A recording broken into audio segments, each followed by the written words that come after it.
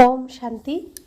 আজ 11ই মার্চ 2025 প্রাতমূল্যী ওম শান্তি বাপদাদা মধুবন। বাপদাদা বলছেন, মিঠে মিঠে বাচ্চে, বাবা এসেছেন বাচ্চারা তোমাদেরকে সুখ স্বাচ্ছন্দ্য আর আরামের দুনিয়াতে নিয়ে যেতে। স্বাচ্ছন্দ্য আর আরাম থাকেই শান্তিধাম আর সুখধামে। আজকের মুরলির প্রশ্ন, এই যুদ্ধের ময়দানে মায়া সবচেয়ে প্রথমে তোমাদের কোন ব্যাপারে আক্রমণ করে? উত্তর, নিশ্চয়ের উপরে, বিশ্বাসের উপরে। চলতে চলতে নিশ্চয়কেই ভেঙে দেয়, সেই জন্য পরাজিত হয়ে যায়। যদি নিশ্চয় থাকে যে বাবা অর্থাৎ যিনি সকলের দুঃখ হরণ করে সুখ প্রদান করেন, তিনি আমাদের শ্রীমত দিচ্ছেন, আদি মধ্য অন্তের নলেজ শোনাচ্ছেন, তাহলে কখনো মায়ার কাছে পরাজিত হতে পারে না। আজকের মুরলির গীত, এই পাপের দুনিয়া থেকে দূরে নিয়ে চলো হে প্রভু। ওম শান্তি। কার জন্য বলা হয়? কোথায় নিয়ে চলো, কিভাবে নিয়ে চলো, এই দুনিয়াতে কেউই জানে না। তোমরা ব্রাহ্মণ কুলভূষণরা নম্বর অনুযায়ী পুরুষার্থ অনুসারে জানো। বাচ্চারা, তোমরা জানো এনার মধ্যে যার প্রবেশ হয়, যিনি আমাদের নিজের আর রচনার আদি মধ্য অন্তের জ্ঞান শোনাচ্ছেন, তিনি সকলের দুঃখ হরণ করে সকলকে সুখদায়ী করে তোলেন। এটা কোনো নতুন ব্যাপার নয়। বাবা প্রতিকল্পে আসেন, সবাইকে শ্রীমত প্রদান করছেন। বাচ্চারা জানে বাবাও হলেন সেই তিনি, আমরাও হলাম সেই। তো বাবা সেই তিনিই কে?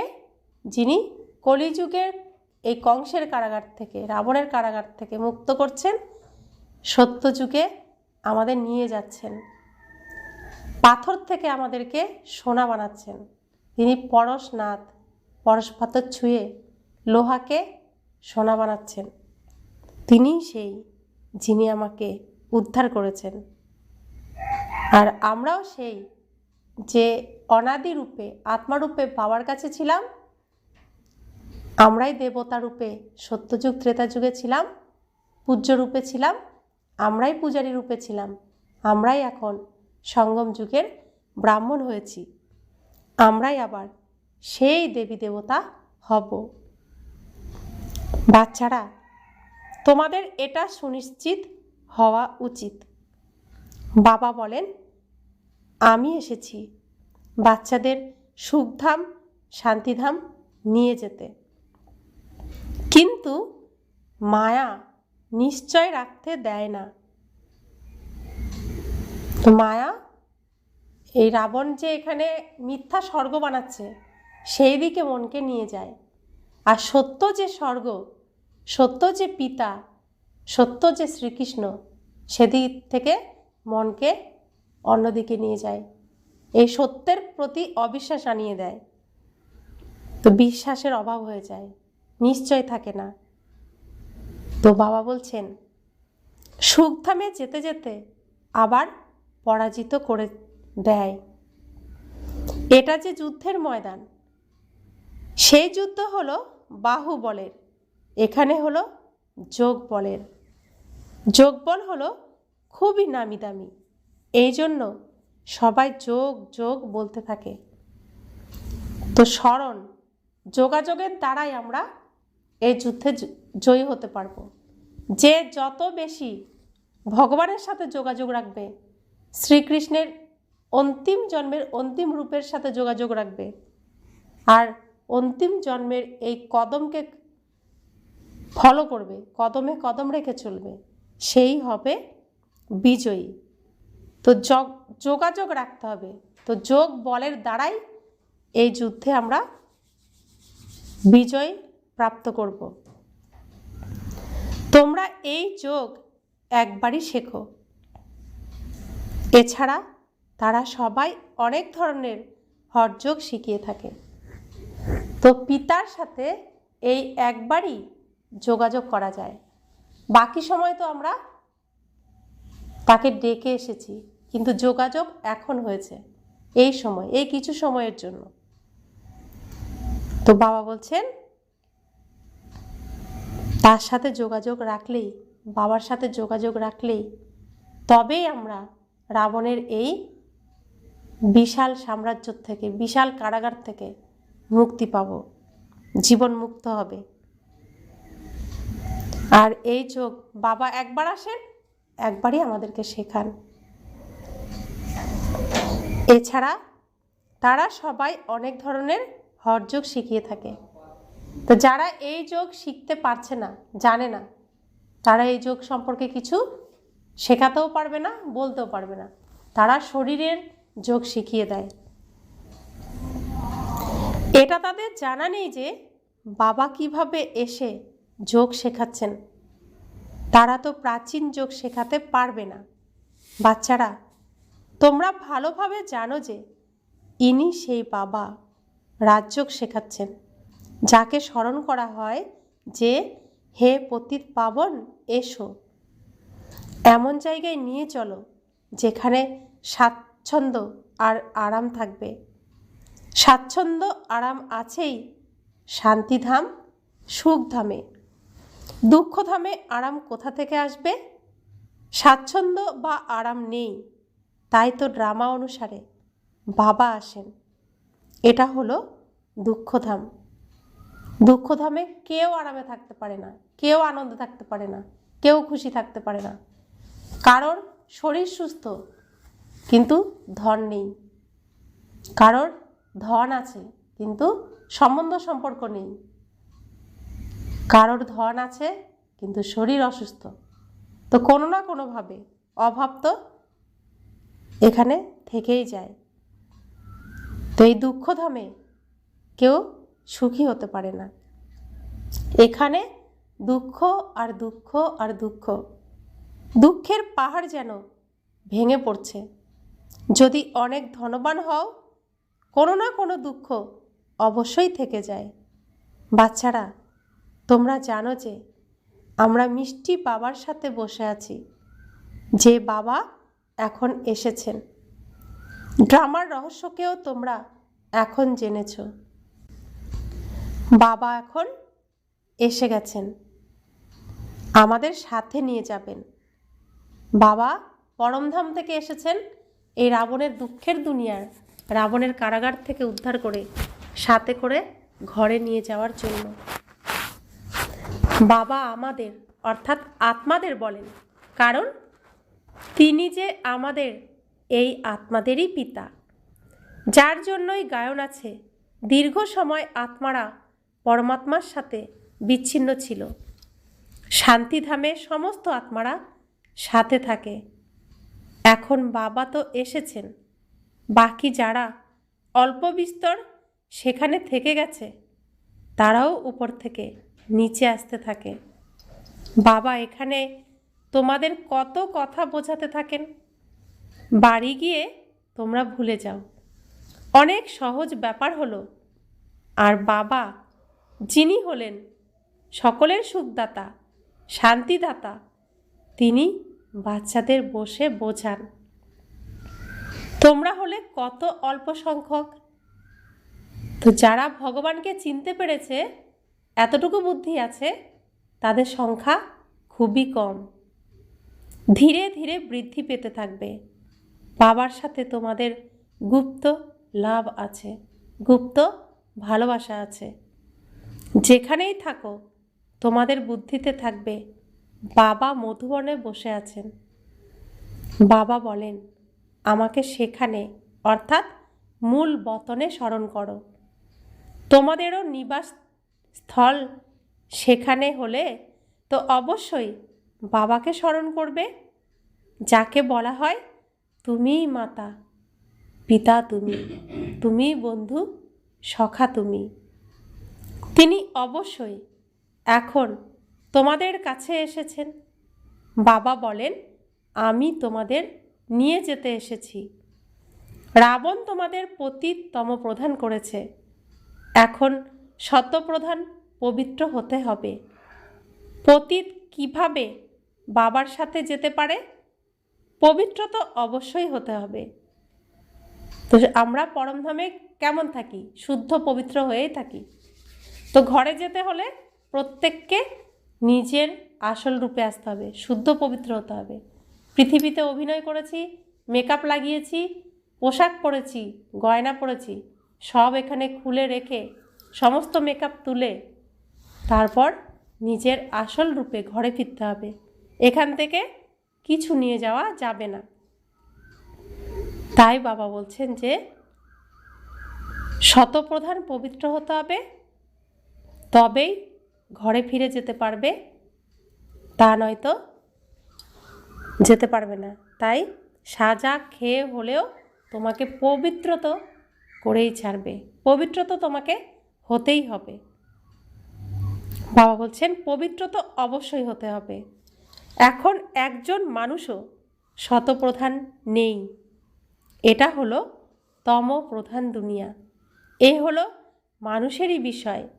মানুষের জন্যই শতপ্রধান, শত, রজ, তমর রহস্য বোঝানো হয়।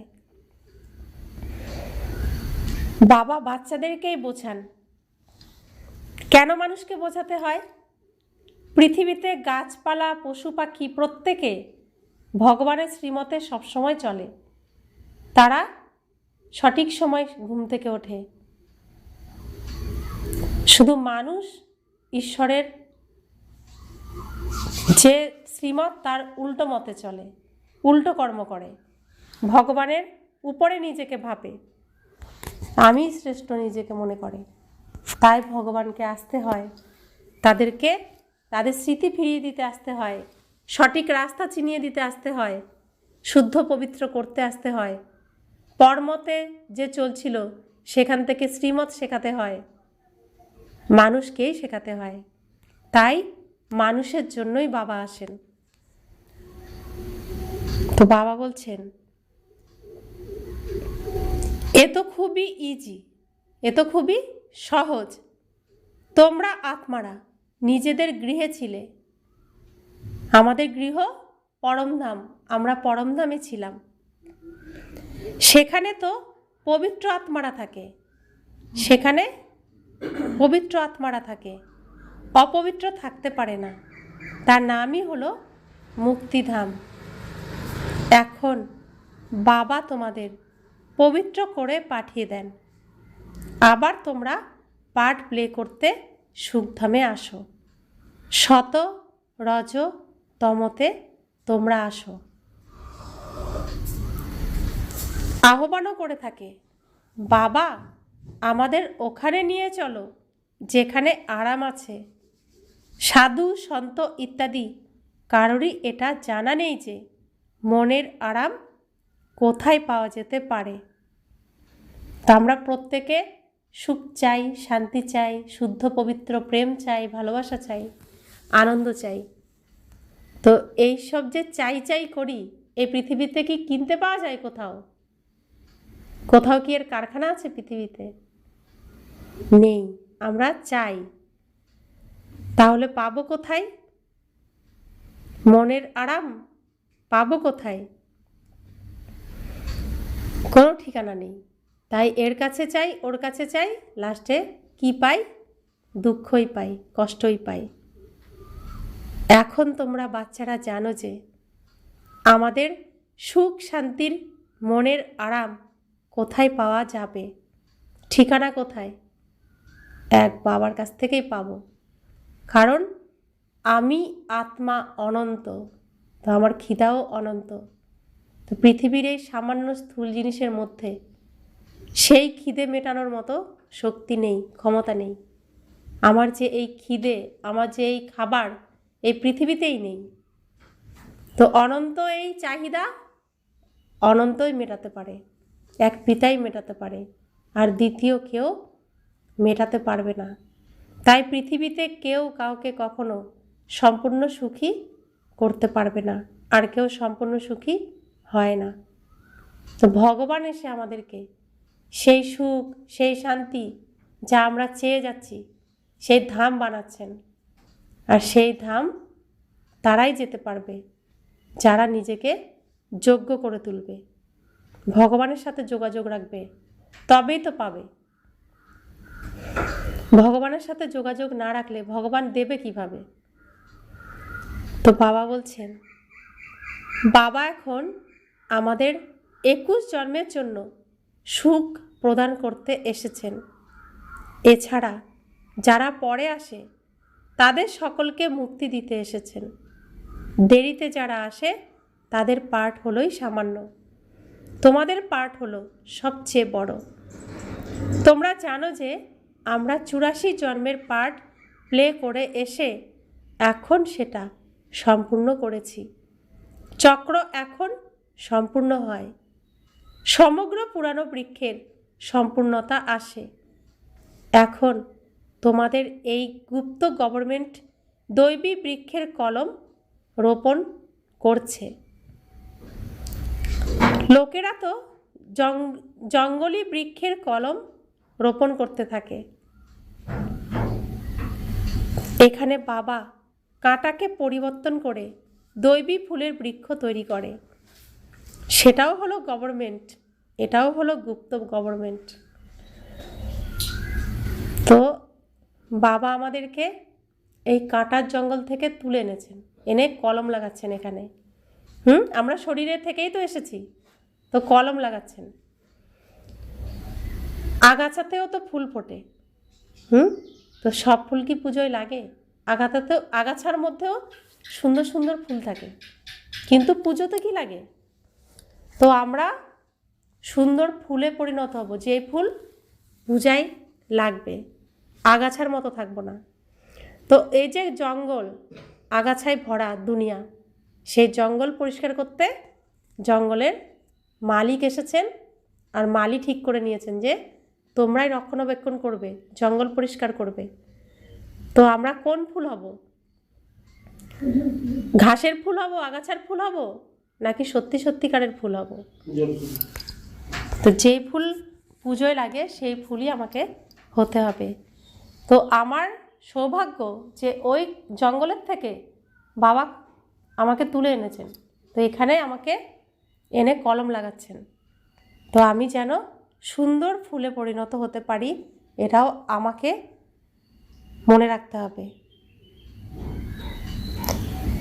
তো বাবা বলছেন ওখানেও গভর্নমেন্ট আছে, আগাছার গভর্নমেন্ট, আর এখানেও গভর্নমেন্ট। এখানে কোন গভর্নমেন্ট? ওখানে রাবণের গভর্নমেন্ট, এখানে ঈশ্বরীয় গভর্নমেন্ট, দৈবী গভর্নমেন্ট। তো বাবা বলছেন তারা কি করে আর এরা কি করে, কত পার্থক্য দেখো। তারা তো কিছুই বোঝে না, বৃক্ষের স্যাপলিং রোপণ করতে থাকে। সেসব জঙ্গলের বৃক্ষ তো অনেক রকমের হয়, কেউ একরকম কলম লাগায় তো কেউ আরেক রকম। বাচ্চারা, বাবা এখন তোমাদের আবার দেবতা করে তুলছেন। তো দুনিয়াতে বিভিন্ন রকমের কলম লাগায়, আর বাবা এক রকমের কলম লাগায়।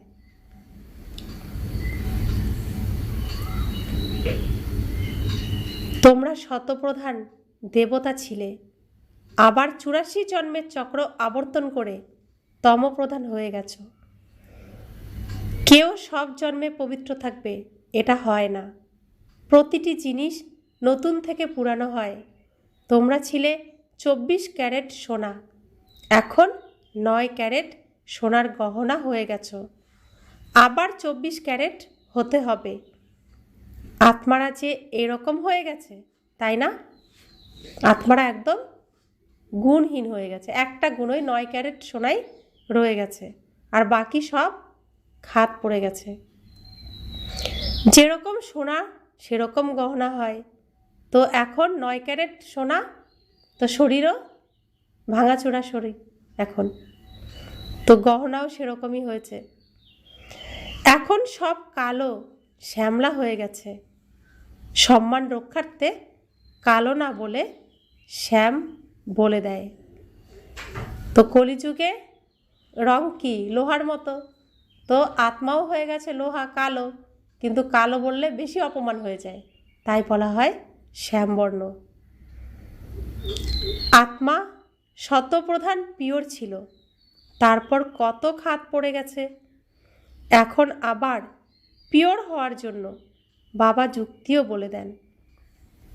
এ হলো যোগ অগ্নি, তোমাদের খাদ এতেই পরিষ্কার হয়ে যাবে।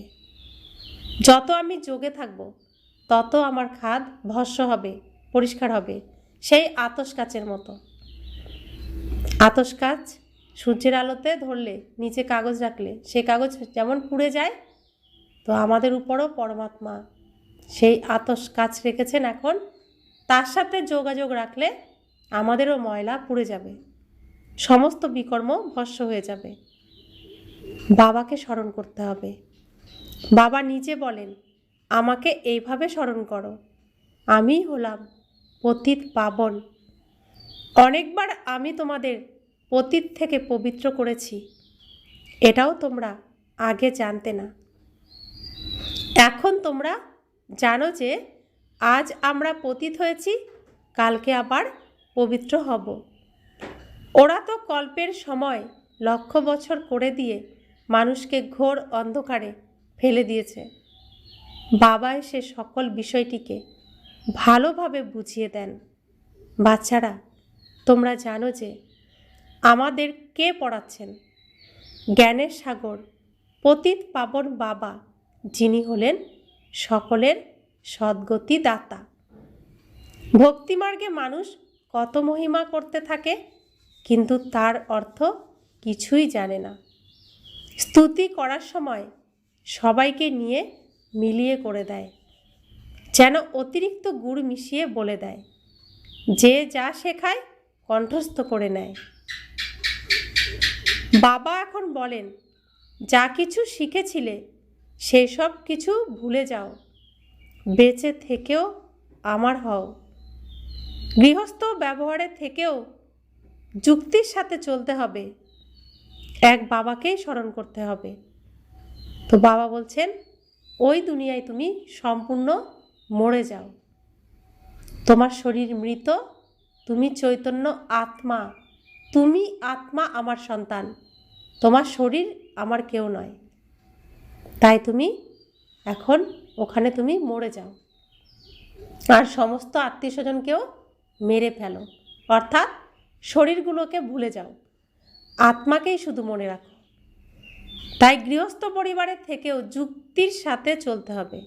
যুক্তি অর্থাৎ আমি আত্মা, আর পরিবারের যারা আছে প্রত্যেকেই আত্মা, দেহের সাথে দেহের কোনো রকম সম্পর্ক নেই।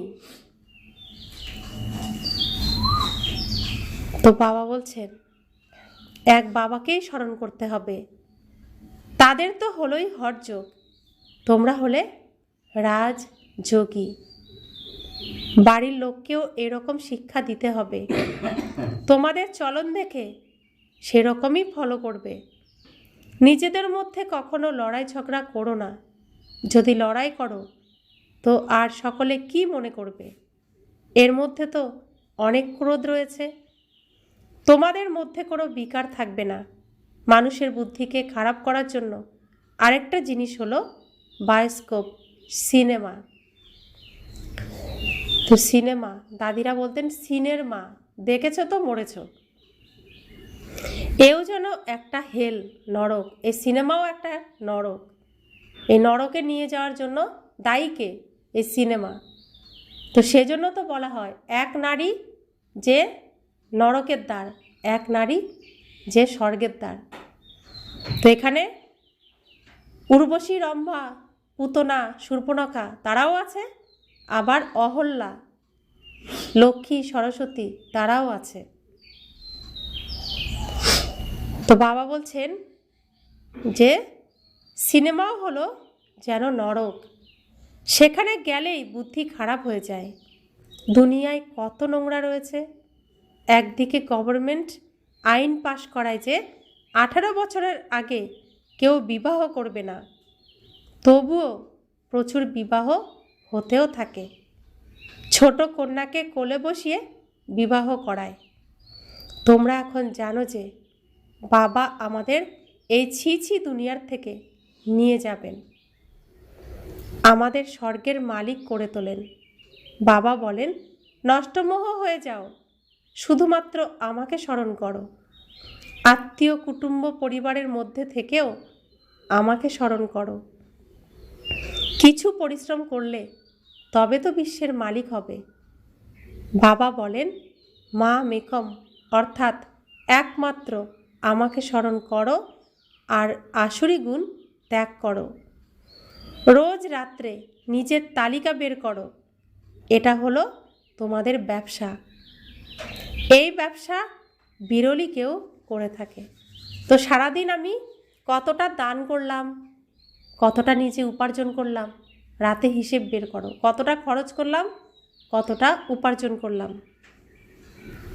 তো এটাই তোমাদের ব্যবসা। কতটা লাভ করলাম, কতটা ক্ষতি করলাম, প্রত্যেক দিন হিসাব করতে হবে। তো ব্যবসায়ীরা দোকান বন্ধ করে বা তার ব্যবসার স্থান থেকে যখন ঘরে ফেরে তখন সম্পূর্ণ হিসাব নিকাশ করে তারপরে ঘরে ফেরে। তো সেরকম আমাদেরও প্রত্যেক দিন ব্যবসার হিসাব করতে হবে। 1 সেকেন্ডে কাঙ্গালকে মুকুটধারী করে দেয়, এটা জাদুই হয়ে গেল, তাই না? এরকম জাদুকরের হাত তো ধরে নেওয়া উচিত, যিনি আমাদের যোগবলের দ্বারা পতিত থেকে পবিত্র করে তোলেন। দ্বিতীয় কেউ করতে পারবে না। গঙ্গা মায়ের কাছে কেউ পবিত্র হতে পারে না। গঙ্গা মায়ের কাছে স্নান করলে পবিত্র কে হয়? শরীর, কিছুক্ষণের জন্য, তারপরে শরীরও তো সেই নোংরা হয়ে যায়। তাই আত্মা তো পবিত্র হতে পারে না। তোমাদের অর্থাৎ বাচ্চাদের মধ্যে কত জ্ঞান আছে, তোমাদের ভিতরে ভিতরে খুশি হওয়া উচিত। বাবা আবার এসেছেন। দেবীদেরও কত চিত্র ইত্যাদি তৈরি করে, তাদের হাতিয়ার দিয়ে ভয়ঙ্কর বানিয়ে দেয়। ব্রহ্মারও কত হাত দিয়ে দেয়। এখন তোমরা বুঝতে পারো, ব্রহ্মার হাত তো লক্ষ সংখ্যক হবে। এত সব ব্রহ্মা কুমারীরা এই বাবার উৎপত্তি যে, তো আমরা কার দ্বারা সৃষ্টি হয়েছি? ব্রহ্মার মুখের দ্বারা সৃষ্টি হয়েছি। আমরা ব্রহ্মার কুমারী। তো ব্রহ্মা বাবার কত হাত, আমরা প্রত্যেকে এই সহযোগের হাত তুলে ধরেছি না। দুঃখের পাহাড় যে ভেঙে পড়ছে, সেখানে আমরা এই যে বাবা ছত্রছায়া বানিয়েছেন, গিরিধর পর্বত বানিয়েছেন, যেখানে গিরতে গিরতে সাম্বাল্লিয়া, আমাদের উপরও দুঃখের পাহাড় ভেঙে পড়ছিল, কিন্তু বাবা এসে তার মাঝখানে গিরিধর পর্বতকে তুলে ধরেছেন, সুরক্ষা কবচ তৈরি করে দিয়েছেন। আর এর মধ্যে আমরা একদম নিশ্চিন্ত নির্ভীক স্থানে সুরক্ষা কবচের মধ্যে সম্পূর্ণ সুরক্ষিত হয়ে রয়েছি। তো সেই জন্য বলছে, তোমরা অসংখ্য, হাজার নও। তো হাজার ভুজাওয়ালা ব্রহ্মা বানিয়ে দেয়, কিন্তু আমরা তো হাজার নই, কোটি কোটি আত্মা। তো প্রজাপিতা ব্রহ্মার এত এত হাত, তা আমাদের হাতও তার সাথে যুক্ত হলো না এরকম। তো তার কত কত হাত না, যত তার সন্তান ততগুলোই হাত। এখন তোমরা হলে রূপ বসন্ত, তোমাদের মুখ থেকে সর্বদা রত্ন নির্গত হওয়া উচিত। জ্ঞান রত্ন ব্যতীত আর কোনো কথা নয়। এই রত্নের মূল্যায়ন আর কেউ করতে পারবে না। বাবা বলেন, মন মনা ভব। বাবাকে স্মরণ করলে দেবতা হবে। একমাত্র কে বানাতে পারবেন দেবতা? কে মুক্ত করতে পারবেন এই দুঃখের দুনিয়ার থেকে? এই কালো অন্ধকারকে কে দূর করতে পারবেন? যার কাছে আলো আছে, সে তো অন্ধকার দূর করবে। তো আমার পিতা, যিনি প্রকাশ স্বরূপ, আমি আত্মা নিবু ছিলাম, তিনি এসে আমি আত্মারূপী প্রদীপকে আবার প্রজ্বলিত করেছেন। তো এই পৃথিবী আমাদের এই কিরণের দ্বারা সম্পূর্ণ কি হবে? অন্ধকার মুক্ত হবে। রাত শেষ হয়ে দিন আসবে। अच्छा, मीठे मीठे सिकिलते बच्चों प्रति माता पिता बाप दादा का याद प्यार और गुड मॉर्निंग। रूहानी बाप की रूहानी बच्चों को नमस्ते। हम रूहानी बच्चों की रूहानी माता पिता बाप दादा को याद प्यार गुड मॉर्निंग और नमस्ते नमस्ते नमस्ते। शुक्रिया बाबा, शुक्रिया बाबा, शुक्रिया। রাত্রি ক্লাস। তো বাবার রাতের যে ক্লাস সেই ক্লাস আজকে আমাদেরকে শোনাচ্ছেন। এই ক্লাস হয়েছিল 11ই মার্চ 1968 সালে। তোমাদের কাছে প্রদর্শনী উদ্বোধন করবার জন্য বড় বড় ব্যক্তিরা আসে। তারা শুধু এটা মনে করে যে ভগবানকে পাওয়ার জন্য এরা এই বেশ ভালো পথ বের করেছে। যেমন ভগবানকে প্রাপ্ত করার জন্য সৎসঙ্গ ইত্যাদি করে, বেদ পড়ে, সেরকম এটাও এরা এই পথ নিয়েছে। তাছাড়া এটা বুঝতে পারে না যে এদেরকে ভগবান পড়াচ্ছেন। শুধু ভালো কাজ করে, পবিত্রতা আছে আর ভগবানের সাথে মিলন করায়। এই দেবীরা ভালো পথ বের করেছে, ব্যাস দুনিয়া এটুকুই জানে। যাকে দিয়ে উদ্বোধন করানো হয় সে তো নিজেকে খুবই উচ্চমানের মনে করে। কোনো বড় ব্যক্তি বাবাকে মনে করে কোনো মহান পুরুষ, গিয়ে ওনার সাথে মিলিত হই। বাবা তো বলেন প্রথমে ফর্ম ভরে পাঠাও। বাচ্চারা, প্রথমে তোমরা তাদের কাছে বাবার সম্পূর্ণ পরিচয় দাও।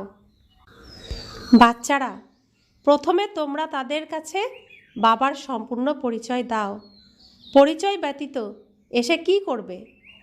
শিব বাবার সাথে তো তখনই মিলিত হতে পারবে যখন সম্পূর্ণ বিশ্বাস থাকবে। পরিচয় ব্যতীত মিলিত হয়ে কি করবে? বিত্তশালী কেউ এলে মনে করে আমি এনাকে কিছু দেব। গরিব কেউ 1 টাকা দেয়, বিত্তশালী যে 100 টাকা দেয়।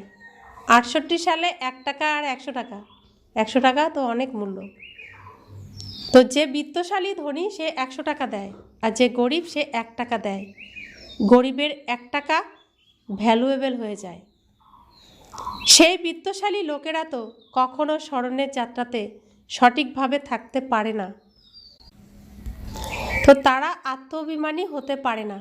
প্রথমে তো পতিত থেকে কিভাবে পবিত্র হবে সেটা লিখে দাও। তমপ্রধান থেকে শতপ্রধান হতে হবে, এর মধ্যে অনুপ্রেরণা ইত্যাদির কোনো ব্যাপার নেই। বাবা বলেন মা মেকম স্মরণ করলে মোর্চে দূর হয়ে যাবে। তো এখানে আমরা শুধু রাস্তা দেখাতে পারি, কিন্তু কাউকে জোর করে তো পরিবর্তন করতে পারবো না। সত্যি তো পরিবর্তন তাকে নিজেকেই হতে হবে। এখানে অনুপ্রেরণার কোনো ব্যাপারই নেই। প্রদর্শনী ইত্যাদি দেখতে আসে, কিন্তু আবার 2-3 বার এসে বুঝলে তখন বোঝা যাবে এর কিছু তীর লেগেছে। দেবতা ধর্মের হবে, সে ভক্তি ভালো রকম করেছে। যদি কারোর ভালো লাগেও কিন্তু লক্ষ্যকে ধরে না, তবে সেটা কোনো কাজের হলো? কোন কাজের হলো? তোমরা বাচ্চারা এটা জানো যে ড্রামা চলতে থাকবে। যা কিছু চলেছে বুদ্ধির দ্বারা মনে করে কি হচ্ছে। তোমাদের বুদ্ধিতে 84 জন্মের চক্র আবর্তিত হতে থাকে, রিপিট হতে থাকে। যে যা কিছু করেছে সে সেটাই করে। বাবা কার থেকে নেবেন না নেবেন তার হাতে আছে। বাবা কার থেকে নেবেন কার থেকে নেবেন না সেটা তার হাতে। যদি সে কখনো সেন্টার ইত্যাদি খোলে, পয়সা কাজে আসে, তখন তোমাদের প্রভাব বের হবে। পয়সা আবার কি করবে? মূল ব্যাপার হলো পতিত থেকে পবিত্র হওয়া। সেটা তো হলো খুব কঠিন, এতে লেগে পড়ো। পতিত থেকে পবিত্র হওয়া এটাই হলো কঠিন, আর এই কাজেই তুমি লেগে পড়ো। আমাদের তো বাবাকে স্মরণ করতে হবে। রুটি খাও আর বাবাকে স্মরণ করো। মনে করবে আমি তো প্রথমে বাবার থেকে উত্তরাধিকার নেব। আমি হলাম আত্মা। প্রথমে তো এটা সুনিশ্চিত করা চাই। এইভাবে কেউ যখন বের হবে তখন তীব্রভাবে দৌড়াতে পারবে। বাস্তবে তোমরা অর্থাৎ বাচ্চারা সমগ্র বিশ্বকে যোগবলের দ্বারা পবিত্র করে তোলো। তাই বাচ্চাদের কত নেশা থাকা দরকার? মূল কথা হলোই পবিত্রতার। এখানে পড়ানোও হয় আর পবিত্রও হয়ে উঠতে হয়, স্বচ্ছও থাকতে হয়। মনের ভিতরে আর কোনো কথা স্মরণে থাকতে নেই। বাচ্চাদের বোঝানো হয় অশরীরী ভব। এখানে তোমরা পার্ট প্লে করতে এসেছো। সবাইকে নিজের নিজের পার্ট প্লে করতেই হবে। এই নলেজ বুদ্ধিতে থাকা উচিত। সিঁড়ির উপরেও তোমরা বোঝাতে পারো রাবণ রাজ্য হলোই পতিত, রামরাজ্য হলো পবিত্র। আবার পতিত থেকে পবিত্র কিভাবে হবে, এরকম ধরনের ব্যাপারে বিশ্লেষণ করা উচিত। একেই বিচার সাগর মন্থন করা বলা হয়। 84 জন্মের চক্র স্মরণে আসা উচিত। বাবা বলেছেন আমাকে স্মরণ করো। এটা হলো আত্মিক যাত্রা। বাবার স্মরণের বিকর্ম বিনাশ হয়। একমাত্র বাবার স্মরণেই, বাবাকে স্মরণ করলেই বিকর্ম বিনাশ হবে। ওই শারীরিক যাত্রাতে আরোই বিকর্ম হতে থাকে। বলো এটা হলো তাবিজ। এটা বুঝলেও দুঃখ দূর হয়ে যায়। তাবিজ পরেই দুঃখ দূর হওয়ার জন্য। তা আমাদের তাবিজ কি? আমাদের তাবিজ এক বাবা নাম, আর কোনো তাবিজ নেই। বাবার নামই হলো বাবা, এই শব্দটাই হলো তাবিজ। তো এক আমার বাবা, দ্বিতীয় আর কেউ নয়। এই তাবিজ নিজের সাথে রাখো। বাবাকে সবসময় তাবিজ করে রেখে দাও নিজের সাথে। তাহলেই তুমি এই দুঃখ থেকে মুক্ত হয়ে যাবে, তোমার দুঃখ দূর হয়ে যাবে। তাহলে বাবা নামের তাবিজ কে কে পড়বে? সবাই পড়বে। তো বাবাকে তাবিজ বানিয়ে রাখতে হবে নিজের সাথে, সবসময় গলায় ঝুলিয়ে রাখো সবসময়। अच्छा, मीठे मीठे सिखिला दे बच्चों प्रति माता पिता बाप दादा का याद प्यार और गुड नाइट। हम रूहानी बच्चों की रूहानी माता पिता बाप दादा को याद प्यार, गुड नाइट और शुक्रिया बाबा। गुड नाइट, नमस्ते, शुक्रिया बाबा, शुक्रिया बाबा, शुक्रिया। धारणार जन्य मुख्य सार। ধারণার জন্য মুখ্য সার। নষ্টমোহ হয়ে বাবাকে স্মরণ করতে হবে। আত্মীয় কুটুম পরিবারের মধ্যে থেকে বিশ্বের মালিক হওয়ার জন্য পরিশ্রম করতে হবে। অবগুণকে ত্যাগ করতে থাকতে হবে। দ্বিতীয় ধারণা, নিজের আচার আচরণ এমন রাখতে হবে যা দেখে সবাই ফলো করবে। কোনো রকম বিকার যেন ভিতরে না থাকে, এটা নিরীক্ষণ করতে হবে। এখন নষ্টমোহ হতে হবে, বাবাকে তাবিজ বানিয়ে গলায় রাখতে হবে, সবসময়ের জন্য স্মরণ করতে হবে। আত্মীয় কুটুম পরিবারের মধ্যে থেকেও আমি আত্মা বিশ্বের মালিক হওয়ার জন্য পরিশ্রম করছি, এটা মনে রাখতে হবে। অবগুণকে ত্যাগ করতে থাকতে হবে। আর নিজের আচার আচরণ এমন রাখতে হবে যা দেখে সবাই ফলো করবে। কোনো রকম বিকার যেন ভিতরে না থাকে, এর নিরীক্ষণও করতে হবে। বরদান, ডবল সেবার দ্বারা অলৌকিক শক্তির সাক্ষাৎকার করিয়ে বিশ্ব সেবাধারী ভব। যেরকম বাবা স্বরূপই হলো বিশ্ব সেবক, এরকম তোমরাও হলে বাবার সমান বিশ্ব সেবাধারী। শরীরের দ্বারা স্থূল সেবা করেও মনের দ্বারা বিশ্ব পরিবর্তনের সেবার উপর তৎপর থাকো। একই সময়ে তন আর মনের দ্বারা একত্রে সেবা হবে। যারা মনসা এবং কর্মনা দুয়ের দ্বারা একসাথে সেবা করে, তাদেরকে যারা দেখে তাদের এই অনুভব বা সাক্ষাৎকার হয়ে যায় যে এরা কোনো অলৌকিক শক্তি। এই জন্য এই অভ্যাসকে নিরন্তর আর ন্যাচারাল বানাও। মনসা সেবার জন্য বিশেষ একাগ্রতার অভ্যাস বৃদ্ধি করো। তো বুঝতে পারছো তো সবার কি করতে হবে। স্লোগান: সর্বপ্রতি গুণগ্রাহক হও, কিন্তু ফলও এক ব্রহ্মা বাবাকেই করো। তো আমরা যে দুনিয়াতে রয়েছি, ঈশ্বরীয় পরিবারে রয়েছি, বিভিন্ন সংস্কারের আমাদের ভাইয়ের সম্পর্ক, কিন্তু সংস্কার এক একজনের এক এক রকম। বাবা বলছেন কিছুই না থাক, একটা তো বিশেষ গুণ তোমাদের মধ্যে আছে, তো প্রত্যেকের সেই বিশেষ গুণকে আমাদেরও গ্রহণ করতে হবে, শিখতে হবে। তো সর্বপ্রতি গুণগ্রাহক হতে হবে, সবার গুণকে গ্রহণ করতে হবে, কিন্তু ফলও কাকে করতে হবে? ফলও কাকে করব? ব্রহ্মা বাবাকে করব, তার কদমে কদম রেখেই চলব। আজকের অব্যক্ত ইশারা: সত্যতা আর সভ্যতারূপী কালচারকে ধারণ করো। এখন স্বচ্ছতা আর নির্ভয়তার আধারে সত্যতার দ্বারা প্রত্যক্ষতা করো। মুখ দিয়ে সত্যতার অথরিটি সত্যই বাবাকে প্রত্যক্ষতা করাবে। এখন পরমাত্মা বম সত্য জ্ঞান দ্বারা ধরণীকে পরিবর্তন করো। এর সহজ সাধন হলো সদা মুখের উপর বা সংকল্পে নিরন্তর মালার সমান পরমাত্ম স্মৃতি থাকবে। সকলের অন্তরে একটাই ধুন থাকবে, আমার বাবা। সংকল্প, কর্ম আর বাণীতে এই অখণ্ড ধুন থাকবে, এটাই অজপচপ থাকবে। যখনই এটাই অজপচপ হয়ে যাবে, তখন অন্যান্য সব কথা সততই সমাপ্ত হয়ে যাবে। ওম শান্তি।